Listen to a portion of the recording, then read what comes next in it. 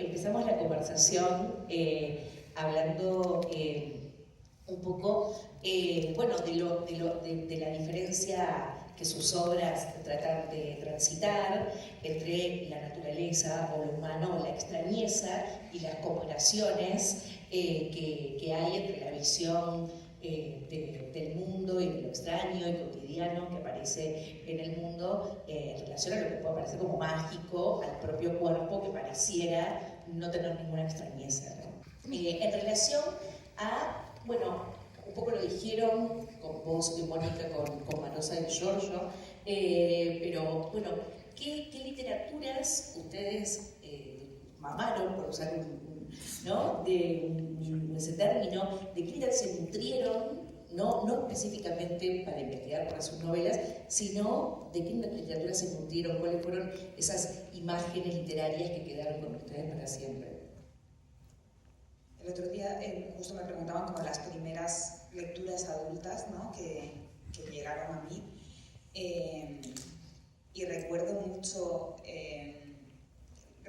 pues, libros del círculo de lectores, que es una cosa como que, bueno, que en España que te haces socio y te llegan libros por correo, los que ellos deciden, ¿no? Estaban en casa de mi tío y me acuerdo que leí como Agua para el chocolate y quedé absolutamente trastornada por esta cuestión, ¿no? de la alimentación, empezar un capítulo con una receta y que pasasen todas estas cosas a nivel físico, a nivel corporal. O sea, recuerdo que las primeras, esto es curioso, si me di cuenta el otro día cuando me preguntaron esto, que las primeras lecturas, bueno, me di cuenta porque vi a un hombre, esto es muy extraño, vi a un hombre que además parecía llegado de los 90, parecía un yuppie de los 90, subirse al metro, se sentó, sacó Los pilares de la tierra y se puso a leerlo, y estaba leyendo las últimas páginas y pensé, qué curioso, voy a ver cómo este hombre se termina Los pilares de la tierra. Me pareció un momento llamativo, ¿no? Entonces estuve atenta, de hecho lo grabé, tengo un vídeo grabado, como estoy escribiendo sobre personajes masculinos, grabo a muchísimos hombres en la calle y en el metro, y es algo como muy raro, pienso, me van a detener, pero luego pienso, bueno, no sé, creo que los hombres han grabado y han sacado fotos de las mujeres todo el rato por la calle, así que yo puedo sacar fotos de señores. Y entonces recordé haber leído Los pilares de la tierra y me pareció como curioso que mi acercamiento a las primeras lecturas adultas fuese pues eso, a los 11, 12 años, y lo que me llamaba la atención y lo que más recuerdo son las escenas eróticas y sexuales. Es decir, me acerqué a la literatura adulta buscando una especie como de pornografía, ¿no? Y pensé, qué curioso que a los 12 años, o sea, lo que más recuerde de Los pilares de la tierra que se está leyendo este señor aquí ahora mismo en el metro, ¿no? Sean las escenas sexuales, pero perfectamente con frases concretas, ¿no? Y lo mismo me pasaba con estos libros del círculo de lectores, ¿no? Como Agua para el chocolate, 100 años de soledad, pensaba, esto es, ¿no? Estos libros llegan a mí a los 11, 12 años y yo voy directa, o sea, estoy disfrutando todo y estoy absorbiendo todo lo demás, pero estoy yendo a estos momentos y encima se lo paso a una amiga mía y le digo, en un momento follan. Y digo, qué raro que lo que me llevase a la literatura adulta fuese precisamente, ¿no? Algo tan potente, ¿no? Como la sexualidad, y iba en busca de otros libros a ver si también incluían esas escenas, ¿no? Luego ya llegué a otras cuestiones literarias y a otros libros, pero eso estaba ahí.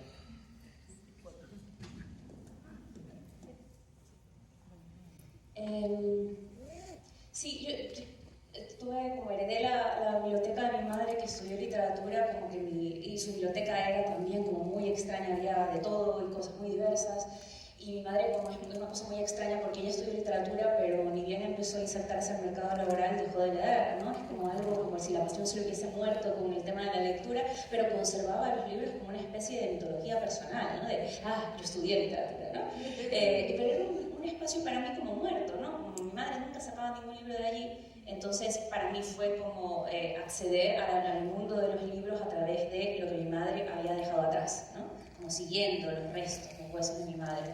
Y entonces, bueno, yo recuerdo mucho haber empezado de chica, muy chica, a leer, y por ejemplo, una de las cosas que más me impactó fue leer a Edgar Allan Poe, porque obviamente sus cuentos, las narraciones extraordinarias, eran aterradoras y me asustaban mucho, pero yo recuerdo así, como realmente estar marcada literariamente, Marosa con ese poema, luego Felisberto Hernández con un cuento que no es de los más famosos de él, pero sí es muy conocido, que se llama La mujer parecida a mí, y que para mí dialogaba mucho con otro cuento de un escritor ecuatoriano que se llama Pablo Palacio, que tiene un cuento que se llama La doble y única mujer.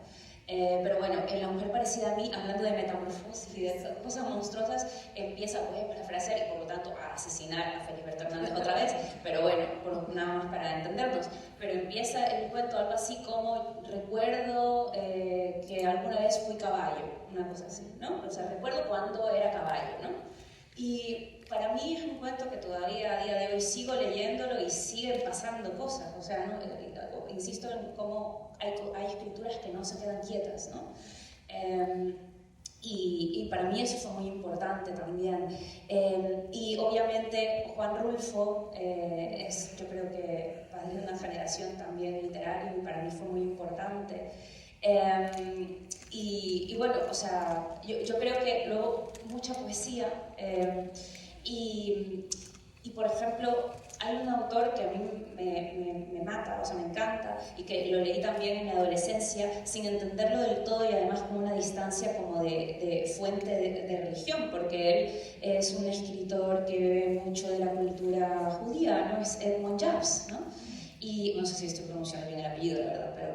Y él tiene este libro que se llama El libro de las preguntas, que yo leía cuando era chica como si fuera una Biblia, ¿no? Como abría por ahí las páginas y leía algo y me sonaba todo tan como el desierto, como una especie de hoja en blanco, y yo pensaba en los desiertos que yo conocía en Ecuador y como, qué está pasando con esta geografía alucinada, que es algo que también he estado recuperando de mi lectura de la adolescencia últimamente. Como creo que sí que en la adolescencia leía mucho y me maravillaban especialmente libros que trataban la geografía como algo de la imaginación.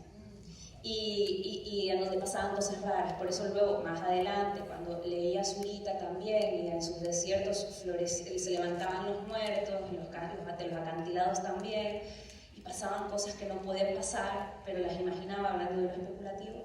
Pues yo creo que eso me viene también de esas lecturas iniciales, de algunas, no de todas.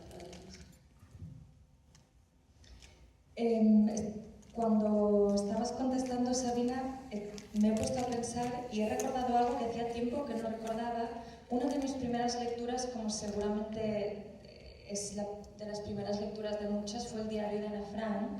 Y espero no estarme inventando esto, pero durante mucho tiempo, y me acaba de resurgir el recuerdo, recordé una o dos escenas de ese libro en que Anne Frank está poniendo un espejo enfrente a su vagina, ¿verdad? Yo eso lo leí con 8 años y fue un libro que me dio mi mamá. Y recuerdo leerlo y esa noche no salí a cenar. No salí a cenar y me quedé encerrada en el cuarto y pasé el pestillo, que me lo acababa de instalar. Vivíamos en Madrid, yo crecí en Galicia, pero un año nos fuimos a vivir a Madrid. Yo estaba totalmente fuera de lugar, me habían sacado de mi lugar de confort.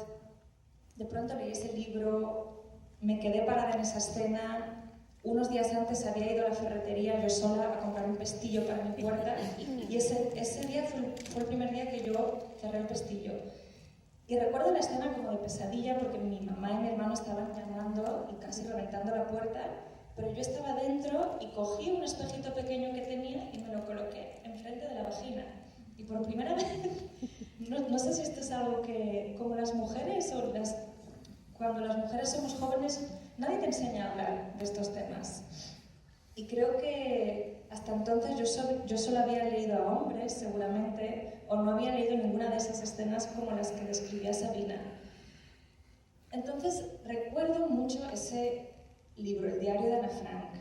El libro al que me llevó el diario de Ana Frank fue a Mein Kampf, de Hitler.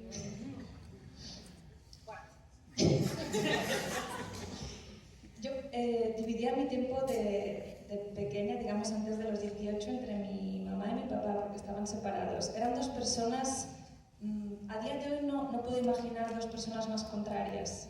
Era como vivir una vida paralela. Lo que vivía con mi mamá, mi papá no quería saber, lo que yo vivía con mi papá, mi mamá no quería saber. Era también como estar entre dos mundos de ficción que no se comunican. Me voy al fin de semana siguiente a la casa de mi papá y le digo: papá, acabo de leer este libro, me lo ha dado mamá, pero veo quiero aprender más sobre la época. Y entonces me da Mein Kampf. 8 o 9 años.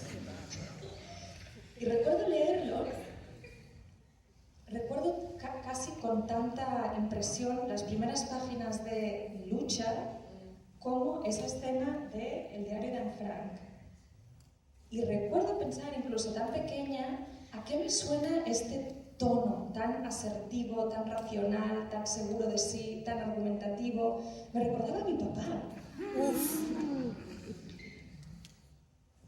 Esos son los 2 libros que recuerdo. De más joven. Después recuerdo leer los cuentos de Melville, como a los 10, 11, 12 años. Recuerdo Shakespeare, recuerdo mucha poesía. Mi mamá es poeta, siempre había poesía en casa. Pero si soy sincera, y son 2 libros casi contrarios, pero complementarios también, esos son los 2 libros que recuerdo. Perdón. Yo quería añadir algo a lo del diario de Ana Frank, que es muy llamativo. Yo recuerdo perfectamente el momento en el que leí eso. Luego también hay un momento en el que Ana Frank se queda una amiga, recuerda, o sea, en su vida normal, ¿no? Antes de empezar a escribir el diario, ella recuerda como una amiga se queda dormida en su casa y la propia Ana, con una seguridad absoluta, ¿no? le propone que se toque, me acuerdo, y le propuse que nos tocáramos los pechos, pero la amiga no quiso. Bueno, lo leímos en clase, o sea, nos mandaron a leer el diario de Ana Frank. La gente en general se compró en la librería El Águila, que era la librería de la Laguna en Tenerife, donde se compraban las cosas de clase, y mi madre, que era bibliotecaria, me lo trajo de su biblioteca. Entonces yo me leí un ejemplar antiguo y yo leí estas escenas y llegué a clase pensando que obviamente todo el mundo iba a comentar eso y nadie comentaba nada y yo no entendía qué pasaba.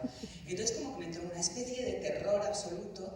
Y hubo un momento, pues en este momento medio alucinado, en el que yo creo que el cerebro todavía está hablando, en el que llegué a pensar que yo me había inventado esas escenas. O sea, que esas escenas no estaban en el libro. Como he dicho yo ahora. Porque, claro, porque en el libro no, o sea, habrás dudado, y por eso quería regalar el micro y decirte, sí, esas escenas estaban. Porque yo durante muchos años pensé que esas escenas no estaban y que como yo las había alucinado o las había soñado. Al tiempo me enteré de que Otto Frank, padre de Ana Frank, había censurado el diario de su hija y entonces había salido una edición con esas escenas, ¿no? O sea, inicialmente la edición era como la edición escolar, ¿no? La edición manejable para niños no incluía esas escenas, pero había algunas ediciones por ahí sueltas en las que sí estaban, ¿no? Y para mí fue un alivio inmenso cuando llegó a internet comprobar que eso en efecto sí que estaba en el libro. Bueno, dije que era la última pregunta, pero las 3 marcaron algo que me gustaría tendrá que es la relación corporal en la lectura y la escritura, ¿no? Hay algo que pasa en el cuerpo, bueno, Barthes lo dice de alguna manera, pero hay algo que sucede corporalmente cuando uno lee y también cuando escribe. Bueno, quería una reflexión como escritoras acerca de esa transformación, sin lugar a dudas, como lectora puedo decir que hay una transformación corporal cuando se lee, como escritora creo que también, pero me gustaría una reflexión final de ustedes, y ahí sí si hay alguna pregunta, damos lugar a la pregunta, la transformación, ¿qué pasa, qué sucede, qué sienten ustedes cuando escriben en el cuerpo?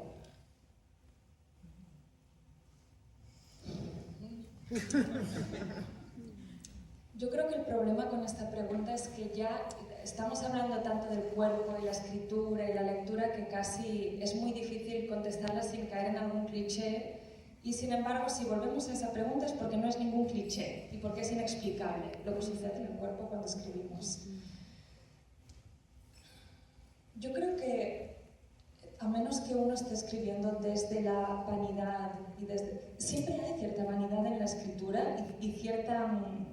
Y negarlo casi es síntoma de que eso es lo que te está guiando, ¿no?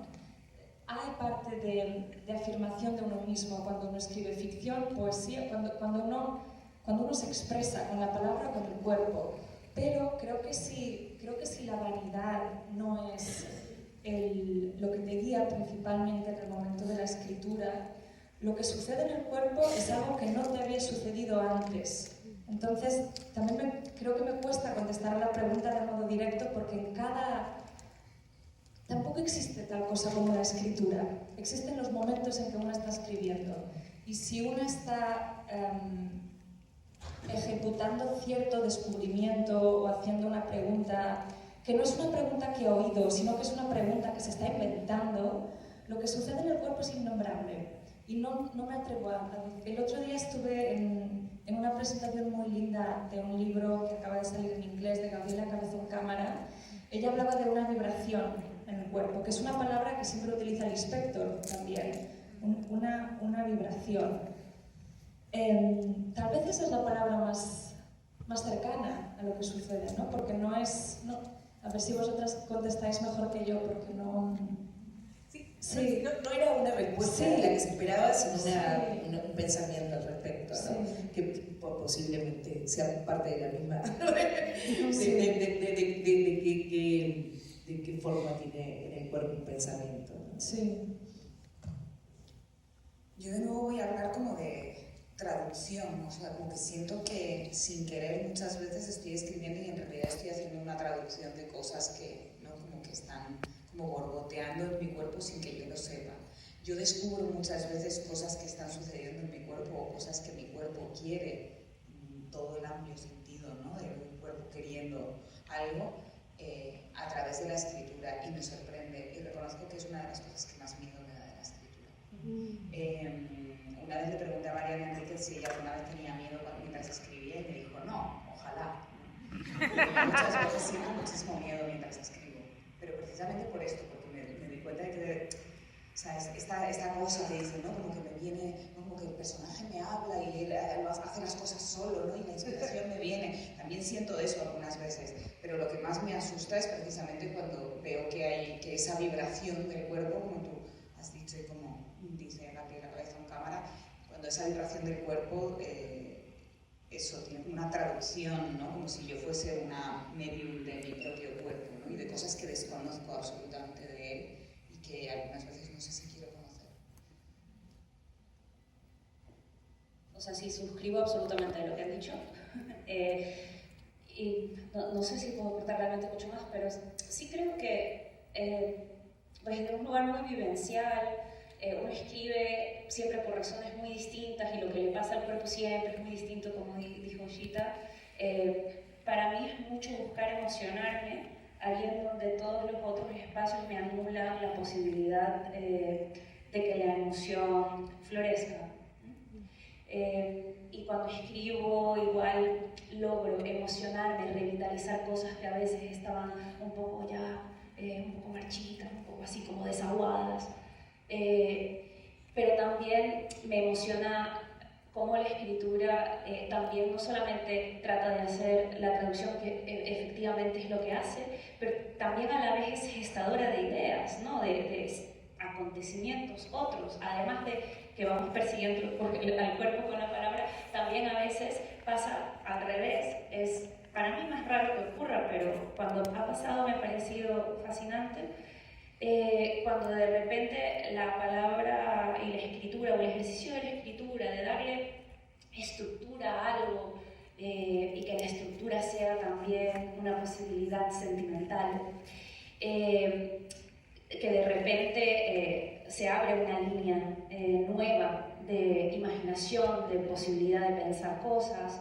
Y recuerdo, hay un poeta que me gusta mucho, en realidad me gusta más Ernesto Cardenal que Thomas Merton, pero bueno, como Ernesto Cardenal era gran seguidor de Thomas Merton, yo leía a Thomas Merton, y en realidad también me gusta su escritura. Y hay un momento en un libro de Thomas Merton en donde él dice, muy grandilocuentemente, pero es un sacerdote también, no era un sacerdote, y él pues, pensaba en la palabra desde un lugar espiritual, ¿no? Entonces, claro que había grandilocuencia allí. Pero hay un momento en donde él dice que la poesía, cuando es poderosa, inventa el oído del paraíso, ¿no? Que a mí me parece eso tan hermoso y es como, claro, pensar que cuando están escribiendo, de repente puedes escuchar algo más, ¿no? Y lo conversábamos con Cristina Rivera Garza en una charla, como que la escritura, no solo la lectura también te hace eso, cuando lees un gran libro y de repente ¡pah!, te refunda los sentidos. Ves mejor, escuchas mejor, tocas mejor, pero también te pasa a veces menos. Pero a veces también te puede pasar eso cuando estás escribiendo, que de repente estás más atenta al mundo de una manera distinta. Ojalá más ética, ojalá más empática, ojalá desde esa vía y no de otras. Pero sí, a veces te pasa cuando estás escribiendo. Estoy pensando, por ejemplo, en Sama de Antonio Di Benedetto, que es uno de mis libros favoritos, creo que es uno de los libros que más he disfrutado en mi vida. de pronto también pienso en estos pasajes que me obsesionan de Hélène Cixous, El amor del lobo y otros cuentos, es uno de mis libros favoritos, y esa prosa obsesiva de Hélène Cixous, ¿no? Como que te va sumiendo, ¿no? A la redundancia en su obsesión, a mí me hacen alcanzar lo sublime. Por ejemplo, de nuevo, cito a Antonio de Benedetto, Caballo Salitral, la idea de un cuento, de una narración en la que un animal, en la que solo se narra un animal vagando por un lugar solo, ¿no? Hasta que muere y se describe cada cosa, es algo que no puedo parar de leer. O sea, puedo leer ese cuento millones de veces, ¿no? Trillones de veces, para alcanzar ese estado, ¿no? De lo sublime, que a mí me parece casi místico, y que además siento que no sucede solo en una primera lectura, sino que lo puedo recrear una y otra vez cada vez que lo leo. Sí, como habíamos también antes hablado de lo monstruoso, lo voy a conectar un poco por ahí, porque claro, por ejemplo, también esto me olvidé de decir, pero también una de mis lecturas de adolescencia que más me marcó también fue Frankenstein, ¿no? Y también Moby Dick. Y claro, en Frankenstein no me había pasado nunca, me pasó leyendo Frankenstein cuando era adolescente, de repente sentir ternura por el monstruo, ¿no? Y eso es algo que, por supuesto, ya en el pensamiento teratológico, en la filosofía, ¿no? Personas como Donna Haraway y otras tantas, ya se ha pensado lo monstruoso, obviamente, desde muchas otras aristas, desde la vertiente política, desde la vertiente, obviamente, literaria, pero también desde la posibilidad de repensar qué son todas aquellas cosas que monstrificamos. Pero en el monstruo sí que converge esa especie de atracción-repulsión de la que hablaba Gita, y de hecho, claro, en sus tesis sobre el monstruo de Jeffrey Cohen hay un momento en donde él dice que el monstruo es un tipo de deseo, y efectivamente lo es un tipo de deseo, es un deseo negado, o como se diría en psicoanálisis, desoído, ¿no? Un deseo que desoyes y por lo tanto genera síntomas, ¿no? Y eso es lo monstruoso, ¿no? Y bueno, la emoción de lo sublime ahí yo creo que está en el monstruo, en esa capacidad que tiene de generarte deseo, Drácula, ¿no? De generarte deseo, pero a la vez terror y sensación de que estás cerca, próximo a la muerte. Un poco las sirenas también, que son un tipo de monstruo, que a la vez cantando te atraen, pero sabes que si sigues el canto vas a morir. Como esa extraña sensación en donde las cosas que te ponen en peligro de alguna manera te atraen, quizás porque te están confrontando con como se ha dicho tanto en las charlas, ¿no? Un lado B o con un lado C, ¿no? De la vida, y tú tienes curiosidad por esos otros lados de la vida, aunque sea un poco arriesgado salirte del espacio iluminado del discurso, ¿no? Que es en donde acontece lo monstruoso, en otro espacio. Y a mí eso sí, eso me parece interesante del monstruo. También pensaba en Joanna Bay, que es una dramaturga que tiene una obra muy interesante que se llama Orra, y en Orra ella hay un momento donde el personaje de Orra, que es fanática de los relatos de terror, en un momento ella dice, there is joy in fear, ¿no? Como de hay un placer en el miedo, y creo que eso es la emoción de lo sublime, más allá del concepto como categoría estética, romántica, etcétera, etcétera. Más allá de eso también creo que se lo puede arrastrar hacia esa especie de contradicción emocional.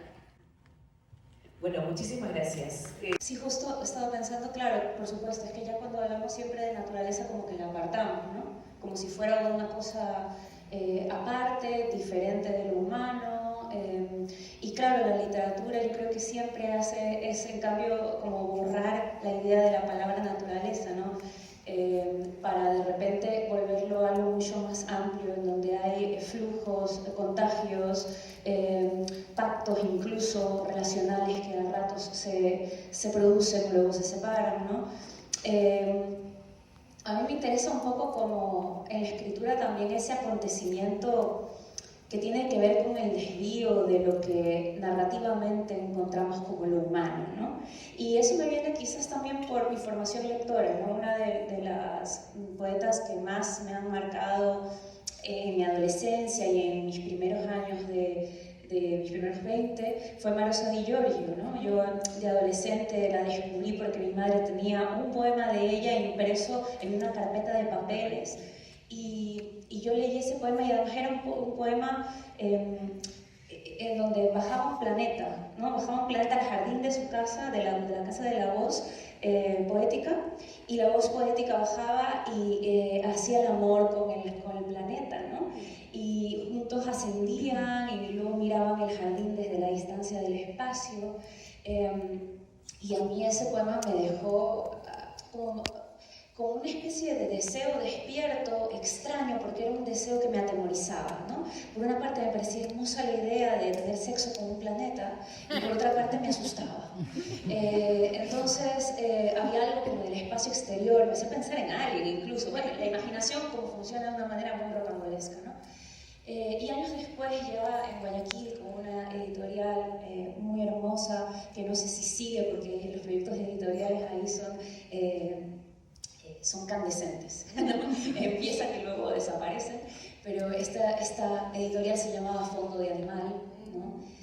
Justamente, y hizo una antología de Marosa Di Giorgio. Yo llegué a Marosa Di Giorgio por esa editorial de Guayaquil, y empecé a leer, le dije, yo le he leído antes, por supuesto, lo había leído en la carpeta de los poemas de mi madre, y esa relación donde la naturaleza estaba viva de otra manera, porque por supuesto que las plantas, lo animal, lo vegetal, lo mineral está vivo, por supuesto, pero allí hay otra manera en donde esas cosas están vivas, otra manera que no es la manera en la que nosotros la describimos como naturaleza, ¿no?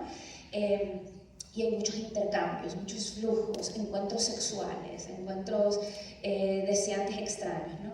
Y quizás por eso, obviamente, ¿no? O sea, estoy muy lejos de Marosa Di Giorgio, ya me gustaría estar más cerca, pero creo que quizás sí que pienso en un interés que hay en mi escritura por el deseo como algo turbador en un sentido malo, pero también en un sentido creativo, ¿no? Porque sí hay algo incómodo del deseo, porque te desubica, te pone en crisis la identidad, te la devela como fantasía, pone en crisis la identidad, de repente te desconoces a través del deseo, y entonces tienes que volverte a repensar, ¿no? A través del deseo. Abre caminos monstruosos del cuerpo, de la imaginación, de la manera en la que conocemos el mundo. Esa apertura en donde todo puede pasar me parece fascinante y atractiva. Y también, como insisto, como cuando leí el primer poema de Marosa, me da miedo y a la vez me atrae y me erotiza, las dos cosas. Me encanta que la primera referencia sea la de Marosa, que tiene que ver con Remedios Varo también. Y me acordaba que hay un cuento pequeño cuento de Marosa, que es una chica que está enamorada de Oscar, y le empiezan a salir, de repente dice, me peiné y tenía serpientes en vez de pelo, ¿no? Dice, y las serpientes a la noche me agarraban el pezón y me lo succionaban. Al otro día lo tenía que ver a Oscar. ¿Cómo le iba a explicar esto a Oscar? ¿No? Entonces me interesa, a partir de esta idea de Marosa, cómo esa extrañeza a veces vive también con lo más cotidiano, ¿no? La cotidianeidad también está llena de extrañeza, ¿no? De algo que podemos ver como insólito en lo más común. Sí, de hecho me hace pensar en un libro que me obsesiona y como una idea que hay detrás del libro que está un poco, o sea, no está tan desarrollada como a mí me gustaría, y que es un tema que es de estos también que me obsesionan y que nunca dejan de aparecer todo el rato, que es esta relación entre lo doméstico y lo extraño, que toca lo paranormal y que tiene mucho que ver con el cuerpo femenino. Hay un libro de Henri Michaud que lo escribió como en los 70, como unos años antes de morir, que se llama Una vía para la insubordinación, en el que se habla del fenómeno del poltergeist. Y es muy curioso porque podríamos pensar que Henri Michaud, de pronto, ¿no? Como que lo ve desde un punto de vista machista, a mí me parece sorprendentemente feminista, creo que inconscientemente feminista, porque plantea que el poltergeist, ¿no? Que como saben, bueno, es esta cuestión, ¿no? Que de repente los muebles se levantan al suelo, las bombillas explotan, ¿no? Una mesa camina sola de un lado a otro de la habitación y se empotra contra la pared. Henri Michaud decía que el fenómeno poltergeist sobre todo se producía en casas en las que había alguna chica joven. No chicas jóvenes especialmente rebeldes, ni aparentemente en conflicto con su propio desarrollo de su cuerpo y de su sexualidad, pero que inconscientemente, ¿no? O sea, de una forma subterránea, reprimida, había unas fuerzas internas tan fuertes dentro de los cuerpos de esas chicas que aunque ellas no lo supiesen, no se diesen cuenta, ellas eran las que provocaban ese fenómeno de los muebles que se movían solos, ¿no? Y va detallando, y el libro se llama así, una vía para la insubordinación. Cuando esa chica no puede explotar, ¿no? o dar rienda suelta a su deseo o a su enfado, ¿no? Porque hay una represión tan fuerte, social, familiar, de sí misma, sin que ella se dé cuenta, el poltergeist se vuelve la única vía para la insubordinación. Y me parece que toca, ¿no? Como esta extrañeza en lo cotidiano, ¿no? Estas cosas que suceden en un vaso que estalle. De hecho, después de leerlo, en momentos así ¿no? de gran tensión, recuerdo cuando lo leí hace muchos años, sentía mucho miedo cuando algunas veces algo me daba una descarga, o cuando algo se rompía y pensaba, soy yo, ¿no? Es posible que sea yo, o es alguien que está aquí alrededor, ¿no? Y miraba a ver si había alguna chica y si ella, sin darse cuenta, podía estar provocando eso. Justo estaba recordando una película que me gusta mucho, es una película de terror geográfico, geológico quizás también. Se llama Picnic at the Hanging Rock, de Peter Weir, ¿no? Y bueno, es una película, para quienes no la hayan visto, de unas chicas que están, adolescentes, que están en un internado y se les llevan sus tutoras, sus maestras a hacer un picnic en un lugar geográfico de rocas muy grandes, en donde hay pues, una maravilla geológica, rocas gigantescas como montañas, y en ese territorio ellos van a ir a hacer un picnic, quizás leer, quizás hablar del lugar, del espacio. Y lo que pasa es que cuando estas chicas se internan en esa geografía, hay algo así como una especie de posesión geográfica. Ellas empiezan a comportarse muy extraño, sobre todo un grupo, que es el grupo de chicas que se pierden, así como ya empieza la trama, ya no les debo nada más, pero se pierden, pero antes de perderse, en esa geografía están como poseídas por las rocas. O sea, no por un demonio, no, por la geografía. Y hay algo en ese territorio, en ese lugar de Hanging Rock que la película acertadamente nunca describe, solo te hace sentir con la fisicidad de las imágenes, de la música, de determinadas tomas, que permite que la imaginación pueda seguir corriendo y no se quede anclada en que la película nos venga a decir qué es lo que pasa, ¿no? Y me gustó mucho por la rareza, ¿no? Pero lo que están diciendo, la extrañeza que puede ser también una posibilidad de pensarnos en relación con el entorno desde un lugar desalienado, ¿no? Que creo que la fantasía, el género fantástico, el terror, el género especulativo, siempre, y otros géneros también, pero siempre tratan de alguna manera tomar lo que llamamos extraño, lo que llamamos lo raro, en realidad llevándolo a un territorio de lo que ocurre dentro de una casa, lo que ocurre en tu propio patio, en el jardín, en mirarte al espejo, ¿no? La idea del doppelganger, la idea de siempre hay un recoveco de lo conocido que es desconocido, siempre hay una manera de desconocerte, pero también incluso con la geografía, que solemos tener esa relación tan vertical de vengo yo a nombrar, a descubrir, ¿no? y a poseer, yo piso y tal, y de repente revertir a través de la imaginación esa verticalidad en una especie de diálogo que por supuesto turba, porque por supuesto que no es turba si es que la Tierra tiene de repente acontecimientos como que los tiene de memoria, de archivo, como lo mencionaban en la mesa anterior, y todo eso que palpita, que pide, como decían en la mesa, reactivación, a veces el cuerpo lo está intuyendo cuando está recorriendo el territorio. Eso que se intuye, que luego a veces en la imaginación lo transformamos en monstruos, en fantasmas, en demonios, pero en realidad es ese acontecer de la ruptura del discurso que invisibiliza lo que ya está pasando ahí, ¿no? Y por eso se vuelve extraño, pero no porque no esté, sino porque hay un discurso, una narrativa que oblitera, ¿no? Oblitera determinadas pulsiones. Quería preguntarles, en lo que plantean hoy, hay una potencia también política muy fuerte también a esa relación de fusión, y dijiste algo como especulativo, que es lo que más o menos, una ficción especulativa, ¿no? ¿Qué potencia ven política ustedes en esas ficciones en este momento, ¿no? A mí me interesa sobre todo cuando se me ocurre y escribo, y sobre todo cuando leo, algo que me parece que está muy presente, que es la monstruosidad del propio cuerpo, ¿no? Que es algo que aparentemente, o sea, cuando lo presentas de determinada manera, ¿no?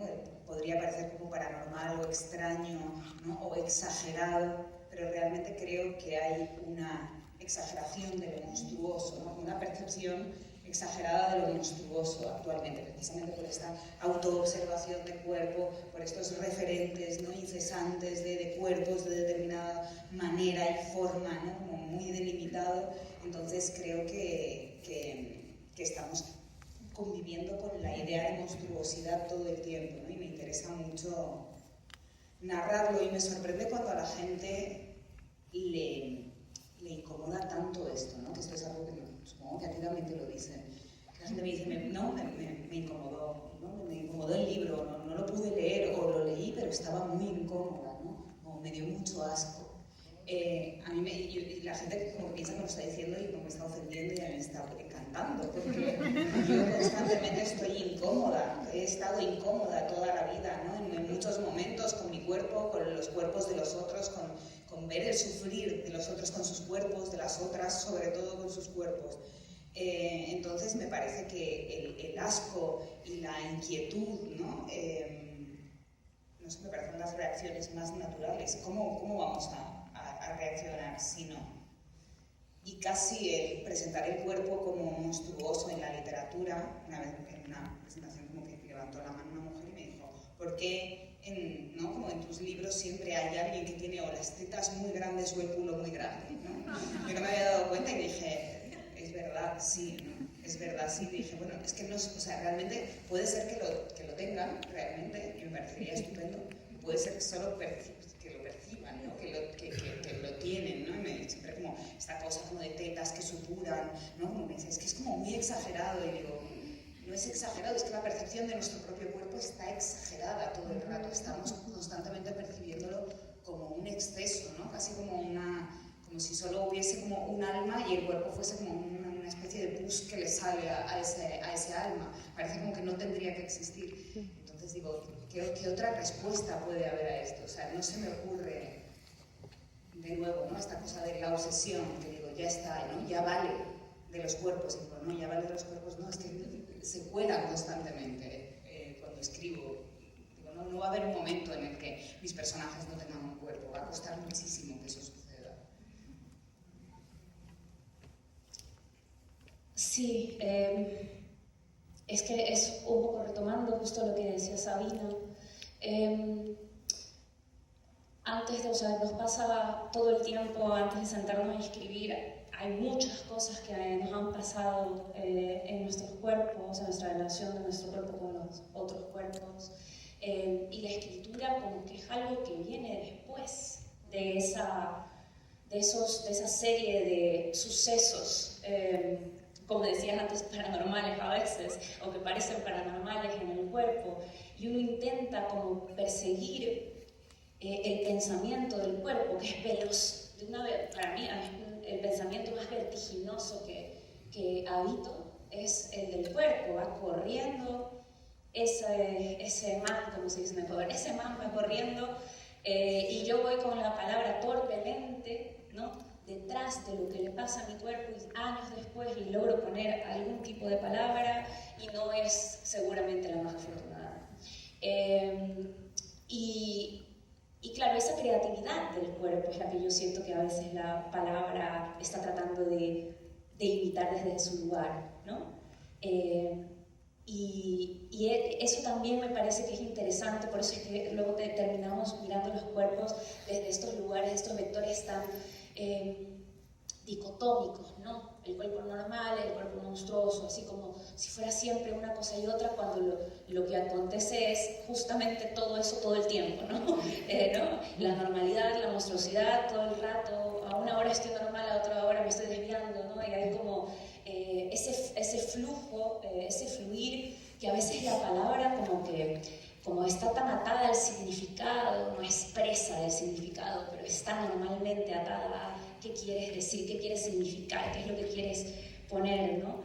Y que nosotros cuando escribimos igual estamos tratando que también haya un acontecimiento monstruoso con la propia palabra, es decir, que por más que esté escrita no se quede quieta, ¿no?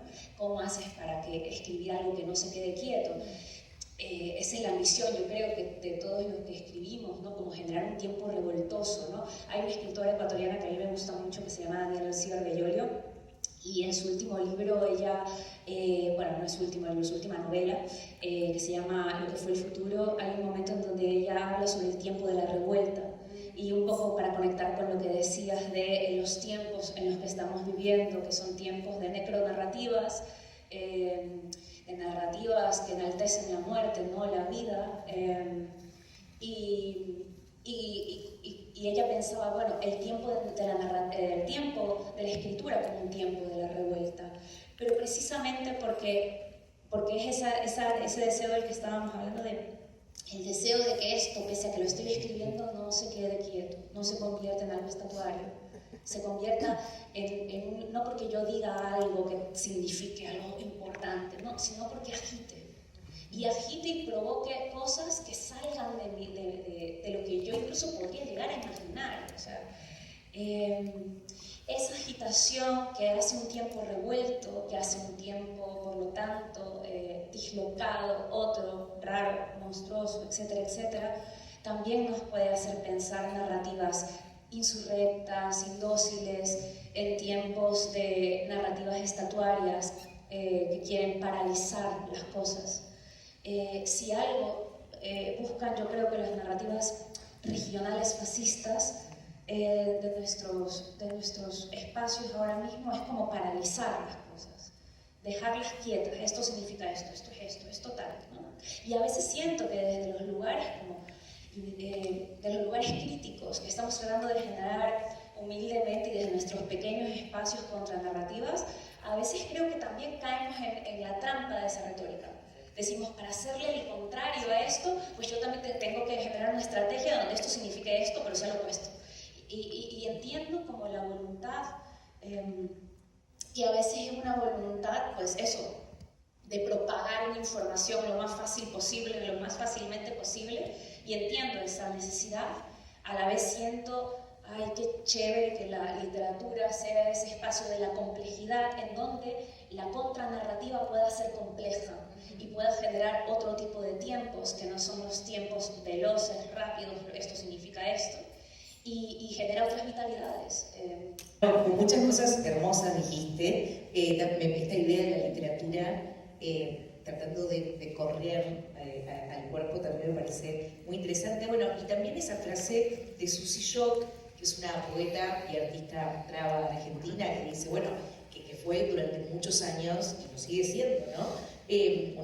Un verso en el sentido que ustedes lo dijeron, reivindico mi derecho a ser un monstruo, ¿no? Reivindico mi derecho a la monstruosidad, y el dibujo de Susy eran 3 tetas, ¿no? Porque también hay una idea que trae y que sus narrativas también disputan, de que el cuerpo está quieto, ¿no? El cuerpo está todo el tiempo en movimiento. Por ahí, ahora sí quiero entrar en la adolescencia, y cómo trabajaron ustedes la adolescencia, que es ese tiempo metamorfoso. Pero digo, más iluminado, porque en realidad todo el tiempo hay una metamorfosis. Nuestro cuerpo, traigo noticias que se van a los 30, que a los 40, que a los 50. Yo identifico cada 10 años otro cuerpo, más o menos. Pero hay algo de la metamorfosis constante que se nos ha dicho, bueno, el único momento de cambio podría ser con la adolescencia, con las mujeres con la menopausia, ¿no? Ese momento de entrada. Pero en realidad, bueno, quería pensar específicamente en la adolescencia que ustedes trabajan, ¿no? En esos cuerpos adolescentes que están en sus novelas. Yo siento, y eso conecta también con esto que decía Mónica, ¿no? Como de estar constantemente intentando perseguir esa palabra, ¿no? Que no deja de mutar, que en realidad no he dejado aún de estar un poco choqueada por la adolescencia y que aún estoy con todas estas monstruosidades y por este gusto y esta reivindicación de la asquerosidad, que para mí también es algo políticamente importante, porque hemos ocultado el cuerpo y hemos ocultado la asquerosidad y la escatología del cuerpo durante muchísimo tiempo. Entonces, abrir esto, ¿no? El otro día, Aida González Rossi, amiga de las dos, decía algo que me encantaba, que decía: estoy en contra de estas pegatinas de estrella que tapan un grano, ¿no? Y yo le dije, claro, y ella decía, yo reivindico el grano, y le dije, claro, pero no habría que quitar la estrella, habría que poner la estrella al lado del grano, ¿no? Pues a mí me parece que aún que me emocionan estos pensamientos, aún me emociona hablar del acné, por ejemplo, es un tema inagotable, me parece fascinante, siempre que leo el acné de Alejandra Pizarnik, me parece fascinante. Sí, es un tema poltergeist. Hay poltergeist. El acné no deja de ser un poltergeist también. Bueno, el caso es que me parece que aún no he encontrado las palabras exactas, y no quiero encontrarlas del todo nunca, para describir todo aquello, ¿no? que ha traído la adolescencia y que ha venido después de la adolescencia. Es como si estuviese constantemente traduciendo, ¿no? Algo que pasó, ¿no? Ese colapso que pasó y que sigue sucediendo, ese colapso perpetuo del cuerpo. Eso, me interesa esta cuestión de estar constantemente traduciendo algo que es intraducible, ¿no? Que es lo que está pasando en el cuerpo. Bueno, bienvenida. Y me hubiera encantado escucharos, Sabina y Mónica, pero la pregunta es sobre la conjugación entre lo mágico, un poco lo imaginario, ¿no? También, y ¿qué otra palabra has usado? Lo humano. Y lo humano. Como la noción que se tiene del humano, ¿no? Sí. Si hablamos de adolescencia y de infancia, incluso, yo diría que esas dos categorías se mezclan y que eso es bueno, y que de algún modo en la literatura, o yo siempre que estoy escribiendo o cuando estoy leyendo a mis compañeras, los momentos álgidos de los textos para mí son en los que esas dos categorías se mezclan. Y el propio hecho de leer, o de leer ficción al menos, es entrar, ¿no? en una categoría o en una historia que no es real, pero que te estás creyendo. Ahora yo empiezo a tener amigas que están teniendo niños o que están teniendo niñas, y estoy pasando mucho tiempo con bebés. Siento que la literatura está ahí. Es una cosa un poco prelingüística y un poco animal, aunque esto es algo que ahora que empiezo a conocer también más a traductoras o más editoras, siempre me encuentro en la siguiente conversación. Estoy tratando de escribir sobre algo o de intentar palpar algo cuando escribo que está mucho más allá de la lengua o del lenguaje, que es algo, yo creo, muy adulto, y por esa razón no tan, bueno, un poco más limitado, ¿no? Yo creo que también la obra de Sabina y la obra de Mónica, o sea, yo cuando os leo siento que también estáis intentando palpar algo que es a través de las palabras, pero que está más allá de las palabras. Y cuando los bebés balbucean, o cuando los bebés lloran, o cuando hacen ruidos, es como si fuese esa misma materia de algún modo.